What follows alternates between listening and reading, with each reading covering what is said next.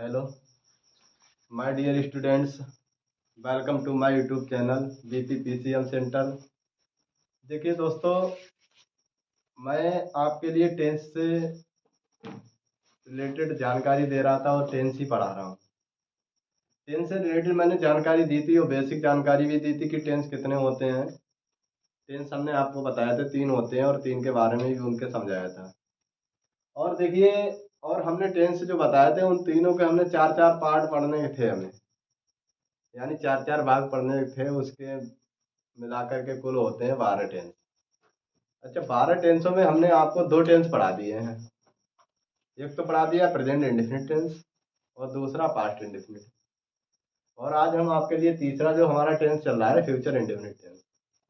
देखिए, future indefinite ये क्या है कि फ्यूचर इंडेफिनिट टेंस होता है। ये फ्यूचर मीन्स होता है भविष्य, इंडेफिनिट मीन्स होता है अनिश्चित और टेंस मीन्स होता है काल। ये भविष्य का ही अनिश्चित काल है ये।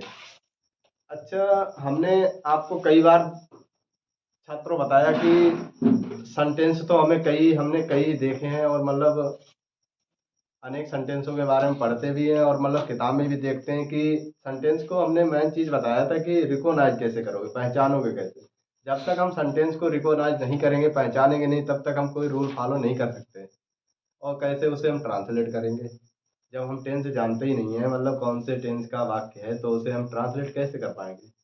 ये मेन चीज़ तो इसकी यही होती है, मेन उद्देश्य हमारा यही है कि टेंस की पहचान मालूम होनी चाहिए। जब टेंस की पहचान मालूम होगी तो हम टेंस में जिस टेंस का सेंटेंस होगा उसी टेंस का हम रूल लगा करके उसे ट्रांसलेट कर देंगे।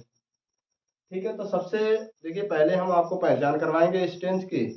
उसके बाद हम फार्मूला यानी वर्ड ऑर्डर से आपको विद एग्जांपल आपको एक्सप्लेन करेंगे, समझाएंगे। ठीक है, देखिए ये लिखा है कि पहचान जिन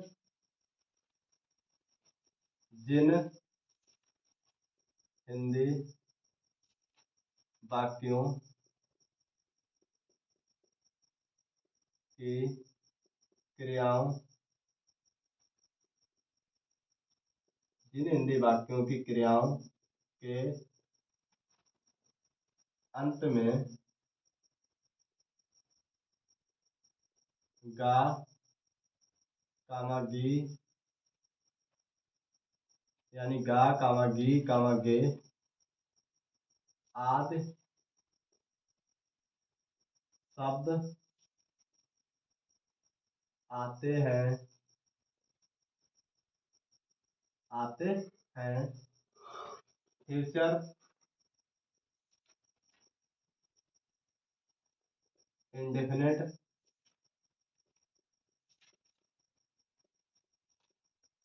टेंस के कहलाते हैं। देखिए, फ्यूचर इंडेफिनिट टेंस के कहलाते हैं। हाँ, ये हमारी इस टेंस की पहचान है। इस टेंस के मतलब वाक्य पहचानने के लिए हमें इस ये पहचान लिखी हुई है कि जिन हिंदी वाक्यों की क्रियाओं के अंत में, यानी जिन हिंदी वाक्यों के लास्ट में, यानी लास्ट में क्या होना चाहिए, गा गी गे, ये 3 होने चाहिए, गा गी गे। अगर ये हमारे जो वाक्य के लास्ट में दिए हुए हैं तो हमारा वो फ्यूचर इंडेफिनिट का टेंस का वाक्य होगा। ठीक है, आदि शब्द आते हैं फ्यूचर इंडेफिनिट टेंस के कहलाते हैं। ठीक है, और देखिए हम अब क्या करेंगे आपके लिए अफर्मेटिव सेंटेंसेस। अफर्मेटिव सेंटेंसेस देखिए, अफर्मेटिव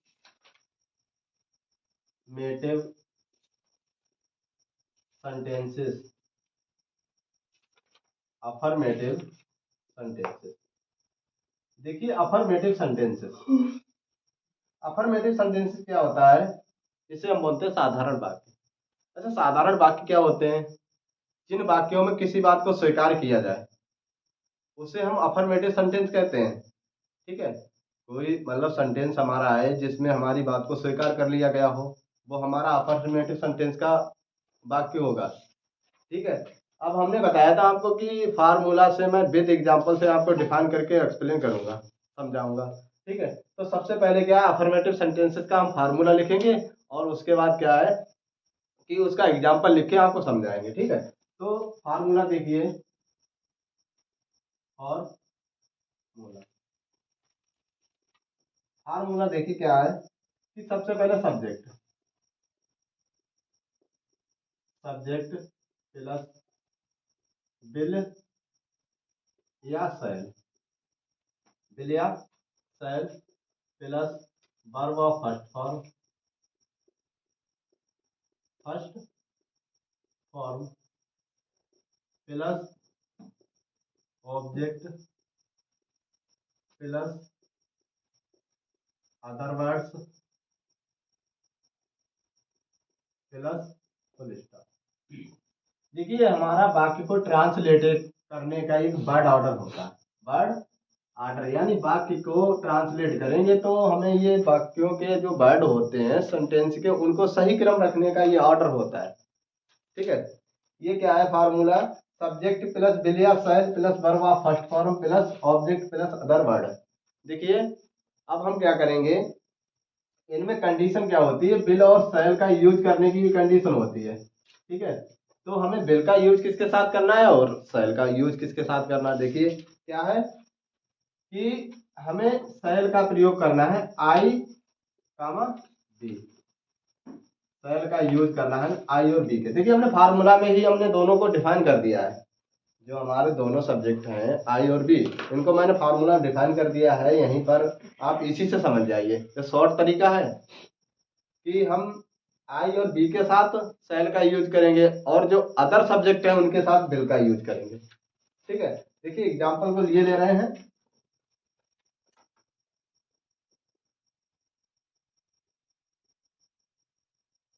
वह कल स्कूल जाएगा, वह कल स्कूल जाएगा, he will go to school tomorrow.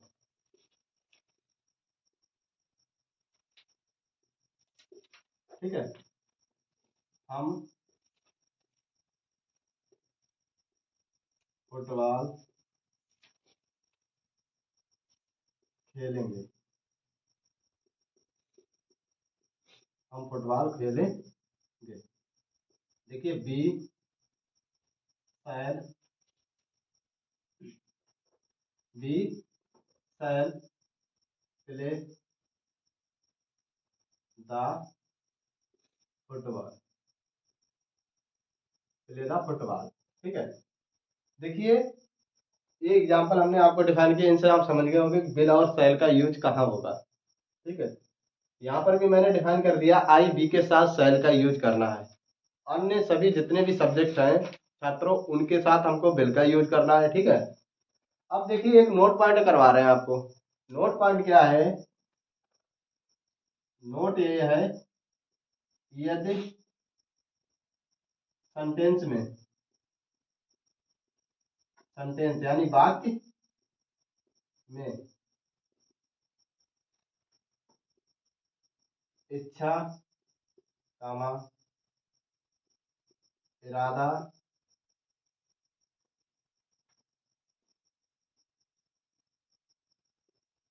कामा धमकी आदि तथा विश्वास आदि भाव प्रकट हो तो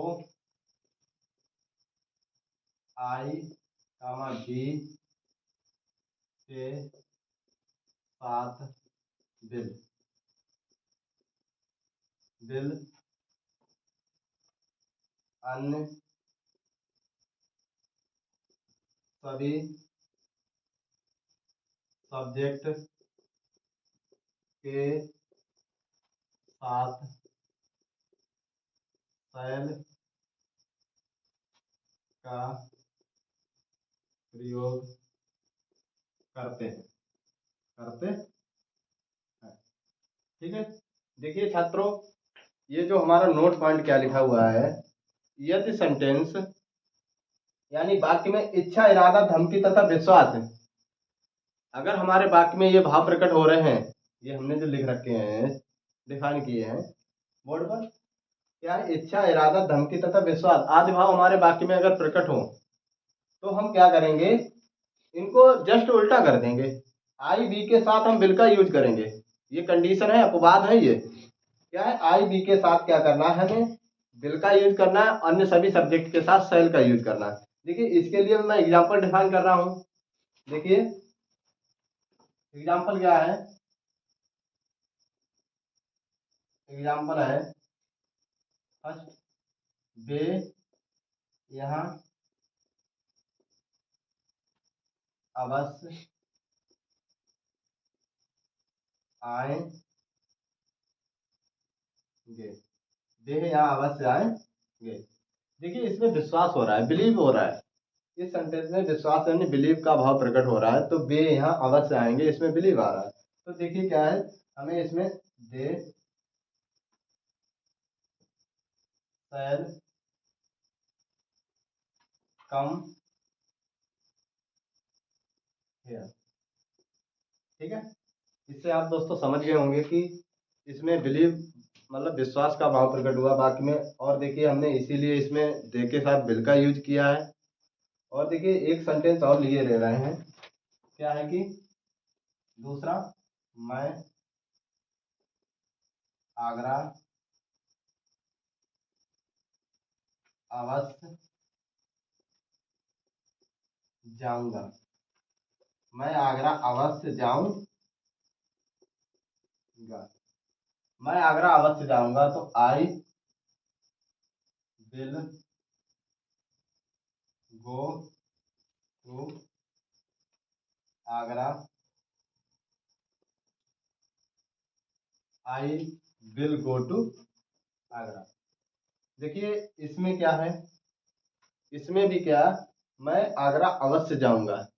उसने एक अपनी इच्छा यानी इरादा बना के रखा था, ये भाव प्रकट हो रहा है कि मैं आगरा अवश्य जाऊंगा। तो इसीलिए इसमें क्या है, आई के साथ बिल का यूज हुआ, अदर सब्जेक्ट के साथ हमने आपको ये नोट पॉइंट लिखवा रखा है दोस्तों, तो इसी से आप समझ जाइए। और देखिए अब इसी के साथ हम देखिए अगला हमारा क्या है, देखिए उसको हम बताएंगे निगेटिव सेंटेंस को। अफर्मेटिव हो गया, अफर्मेटिव दोस्तों हम समझ गए कि आपको बिल्कुल अच्छे से समझ में आया होगा। और देखिए इसी के साथ हम आपको निगेटिव करवा रहे हैं। निगेटिव का भी सेम ऐसे ही करवाएंगे। जिसने अगर अफर्मेटिव के बारे में सीख लिया, अफर्मेटिव के ट्रांसलेट करने सीख लिए, वाक्यों को सीख लिया, तो निगेटिव में कोई प्रॉब्लम नहीं। निगेटिव से क्या है, इंट्रोगेटिव आते हैं, उनमें भी कोई प्रॉब्लम नहीं है अभी। देखिए क्या है, तो देखिए निगेटिव सेंटेंसेस, निगेटिव सेंटेंस,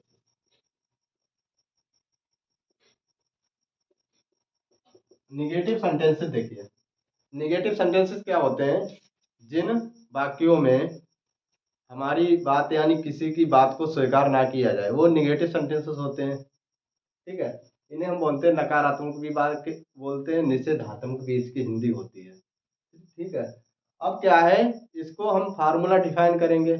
जैसे हमने अफर्मेटिव सेंटेंस को बनाया, सेम उसी की तरह इसको भी मतलब ट्रांसलेट करेंगे। क्या करना है, केवल विल या शैल के बाद नॉट का यूज करना है, नहीं कि जो इंग्लिश लगानी है वो हमें विल या शैल के बाद, जस्ट विल या शैल के बाद रखनी है, नॉट। ठीक है, सेम रूल, केवल नेम चेंज है। तो देखिए इसके लिए क्या है, हमें फार्मूला डिफाइन कर रहे हैं।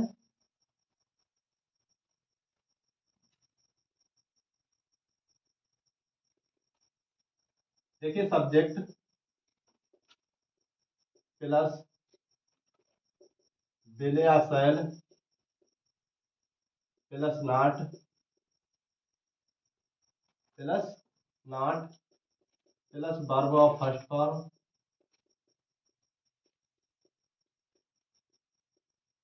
Plus object plus other word, O W plus full stop. देखिए ये हमारा निगेटिव सेंटेंस का फार्मूला है।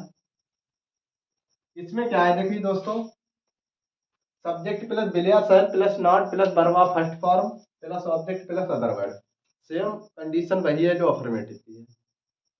सेम वैसे ही हमें मतलब इनको भी ट्रांसलेट वैसे ही करना है।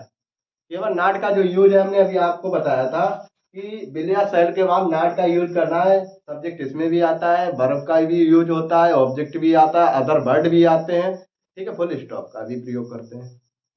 अब देखिए एग्जाम्पल हम इसका लिए ले रहे हैं, तो सबसे फर्स्ट देखिए एग्जाम्पल हमारा है, मैं पत्र लिखूंगा, मैं पत्र लिखूंगा।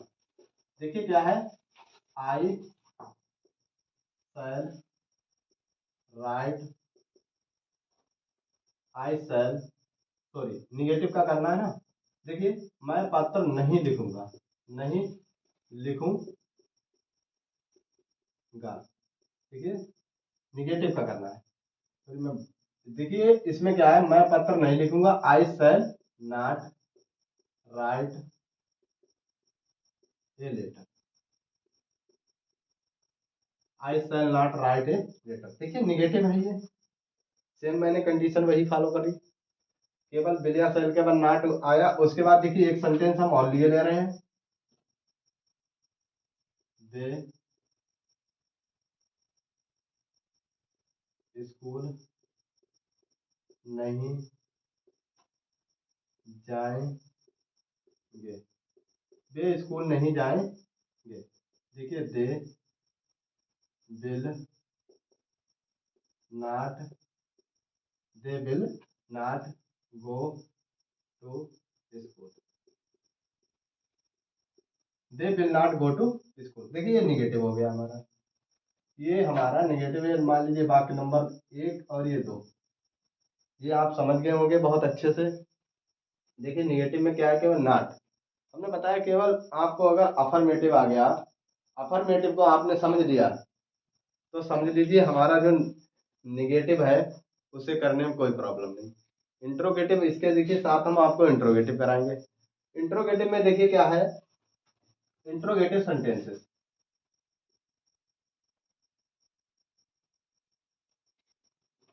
इंट्रोगेटिव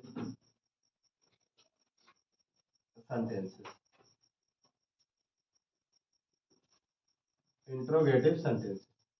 देखिए इंट्रोगेटिव सेंटेंस क्या होते हैं, जिन सेंटेंसेस में यानी जिन वाक्यों में प्रश्न पूछा जाता है उन्हें हम इंट्रोगेटिव सेंटेंसेस कहते हैं। जो भी हमारे सेंटेंस होते हैं जिनमें प्रश्न पूछा जाए, ठीक है, क्या वह खाना पकाएगी, क्या वह किताब पढ़ेगी, ठीक है, तुम कल कहाँ जाओगे, ये क्या होते हैं, इंट्रोगेटिव सेंटेंसेस होते हैं जिनमें प्रश्न को पूछा जाता है, asking the question, asking the question. देखिए अब इंट्रोगेटिव को भी सेम इसी तरीके से फार्मूला से ही डिफाइन करके आपको एग्जांपल से मैं एक्सप्लेन करूंगा। देखिए क्या है फार्मूला, देखिए पहले लिखे दे रहे हैं फार्मूला, इसे देखिए मैं वर्ड ऑर्डर भी कहता हूँ, वर्ड ऑर्डर भी बोलता हूँ इसे फार्मूला को। देखिए सबसे पहले इसमें क्या होगा, विल या शैल, विल या shall plus subject plus verb of first form plus object plus other words plus question mark. देखिए दोस्तों ये जो हमने फार्मूला डिफाइन किया है इसको हमें कब लगाना है, जब हमारा सेंटेंस, जब हमारा सेंटेंस क्या से शुरू हो, हमारे वाक्य में क्या शब्द पहले आए। अगर क्या शब्द हमारे वाक्य में पहले आए और क्या से स्टार्ट हो, तो सबसे पहले हमें क्या करना है, ये फार्मूला यूज करना है। ये फार्मूला यूज होगा हमारा विल या शैल, और ये विल या शैल का यूज हम आपको बता ही चुके हैं, अफर्मेटिव से ही बताते चले आ रहे हैं विल और शैल का यूज कहाँ पर होगा। देखिए विल का यूज हमने आपको बताया और शैल का भी, शैल का यूज होता है आई बी के साथ और विल का यूज होता है अदर सब्जेक्ट के साथ, ठीक है। देखिए अब इसी के साथ हम क्वेश्चन वर्ड वाला फार्मूला लिए ले रहे हैं, क्वेश्चन वर्ड, जब सेंटेंस के बीच में क्वेश्चन वर्ड आ जाए यानी प्रश्नवाचक शब्द आ जाए तब क्या करना है, देखिए question word, question word plus विलयासैन, विलयासैन plus subject plus verb of first form,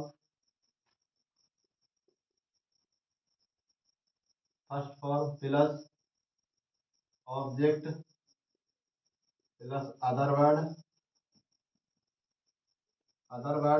plus question. देखिए ये हमारा फार्मूला आपको जब प्रश्नवाचक शब्द बीच में आएगा वाक्य में तब लगाना है, ठीक है। क्वेश्चन वर्ड, अरे फार्मूला ये बनाना भी बहुत सरल है। हमने जैसे ऊपर फार्मूला हमारा जो क्या से हमने स्टार्ट होता है वो फार्मूला बना दिया, क्वेश्चन वर्ड वाला लिखने में कोई दिक्कत ही नहीं।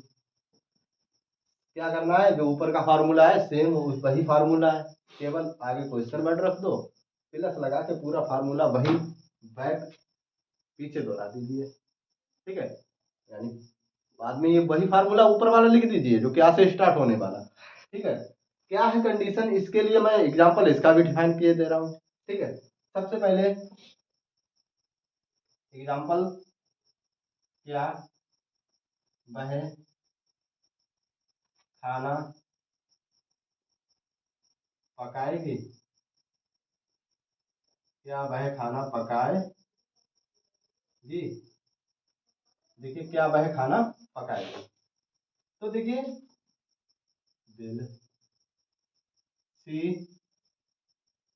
कुक द फूड, देखिए will she cook the food. अगला देखिए सेंटेंस हम बता रहे हैं, तुम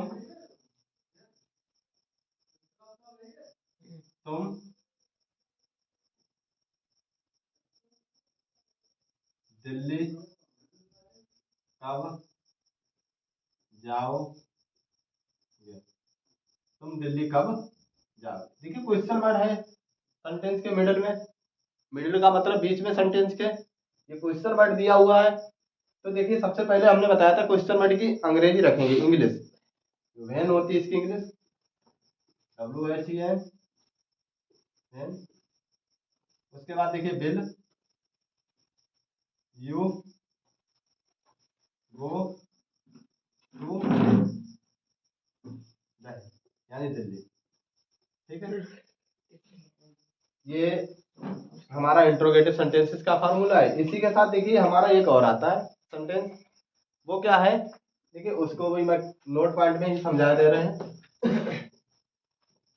वेरी शॉर्ट तरीके से।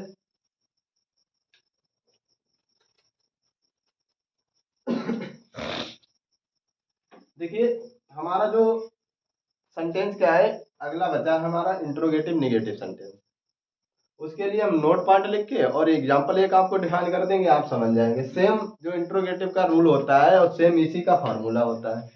क्या है उसमें, क्या है दोस्तों छात्रों, उसमें क्या है सब्जेक्टिव हम नॉट का यूज कर देना है, इंट्रोगेटिव निगेटिव नाम ही उसका है। तो देखिए पहले हम नोट पॉइंट कर रहे हैं, नोट इंट्रोगेटिव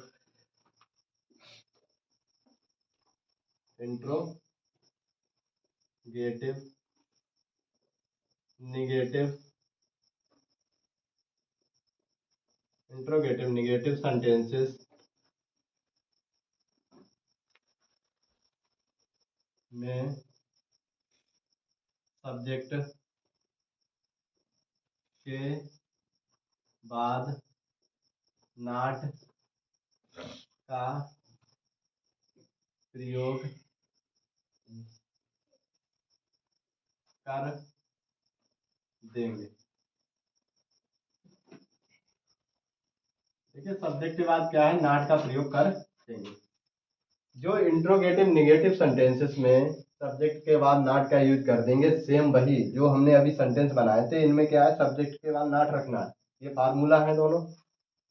इन फार्मूले में क्या है सब्जेक्ट के बाद नॉट रख दो, सेम आपके वही इंट्रोगेटिव निगेटिव के फार्मूला बन जाएंगे और उसी के सेंटेंस में क्या है, सब्जेक्ट के बाद नॉट आ जाएगा। देखिए हम एक सेंटेंस आपको लिखकर डिफाइन करके समझा दे रहा हूँ। एग्जाम्पल है, क्या वह अपनी किताब नहीं पढ़ेगा? क्या वह अपनी किताब नहीं पढ़ेगा? देखिए इंट्रोगेटिव निगेटिव है सेंटेंस पे। देखिए सबसे पहले क्या है, will he not read his book? देखिए विल ही नॉट, देखिए सब्जेक्ट के बाद नॉट आ गया, सब्जेक्ट के बाद नॉट आ गया, तो will he not read his book. देखिए आप इसे नोट पॉइंट से ही समझ गए होंगे, सब्जेक्ट के बाद नॉट का यूज कर देना है। और सेम रूल सेम फार्मूला, ठीक है, क्वेश्चन मार्क इसमें भी आता है उसमें भी, नॉट इसमें भी यूज होगा उसमें भी। देखिए दोस्तों हमारे यूट्यूब चैनल पर आप लोग बने रहिए, और हमारी जो वीडियो जो अपलोड हो रही हैं लगातार यूट्यूब पर, हमारी वीडियो को बगैर स्किप किए लास्ट तक देखें। और दोस्तों हमारे चैनल बीपी पीसीएम सेंटर को सब्सक्राइब करें और अपने दोस्तों को शेयर करिए। और देखिए ज़्यादा से ज़्यादा शेयर करो और अपने दोस्तों के लिए। जय हिंद जय भारत।